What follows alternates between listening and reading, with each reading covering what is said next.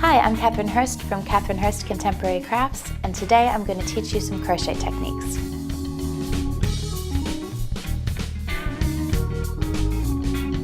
I'm going to show you how to make a simple crocheted flower, which you can use as a brooch, to adorn a garment, or just on its own. To make a crocheted flower, you're going to begin by making a circle in the center of the flower, and you'll work outwards from the center. So we're going to begin by making a slip knot. Put that slip knot onto your hook, and then we're going to chain 4. And we want to join that chain into a circle by inserting the hook into the first chain that we made, the one that's furthest away from the hook. You can go into the bump on the back, that's a nice secure join. And then you're going to make a slip stitch. So you yarn over, pull through the stitch and the loop that's on the hook. So we've made a circle here. That'll be the center of our flower. And we're going to begin by chaining 1 and then making 12 double crochets into the center of the flower. So we insert the hook into the center hole. You don't need to go into the chains, you're going into the big hole in the middle. Yarn around the hook, pull back through. You've got 2 on the hook, and then yarn over and pull through both. That's a double crochet stitch. And we're going to make 12 of those into the center. So we go back into the same space, yarn around the hook, pull back through that loop, and then yarn over and pull through. So I'm going to make 12 of those. And you want 12 double crochets next to one another, not on top of each other. So I'll show you what I mean when we come back around to the stitch that we started with, the very first double crochet stitch. So you can see this is where we began this round, and we're running out of space. So what you can do is you can pull that chain out from underneath the stitches that you've made already to make the stitches that you've made closer together, so you can fit all 12 stitches into the center. So I'm going to carry on. Oops. Okay, sorry. Until we have 12. Now to see if you have 12, you're going to count the V's along the outside of that circle. You never count the active loop. So we've got 1, 2, 3, 4, 5, 6, 7, 8, 9, 10. We'll just do 2 more, 11 and 12. And then we just want to join that round together to make a nice closed circle. So we'll do that by slip stitching into the first stitch that we made.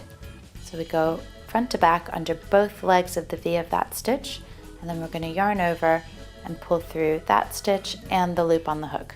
So we've got closed circle there. Now we're going to make some petal loops.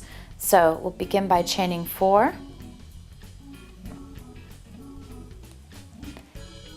Skip the next double crochet stitch in the round. So we're attached to this stitch here. If you can see that, the chain that we've made is coming out of this stitch, and we're skipping this one, and then we're going to insert into the next one along from front to back under both legs of the V, yarn over and pull through that stitch, and then make a double crochet. So that's our first petal space, and we're going to repeat that around the circle. So we're going to chain 4, we're going to skip a stitch, that's the next one, and we're going to go into the next stitch and do double crochet. Carrying on, chain 4, skip a stitch, and double crochet into the next stitch. Chain 4,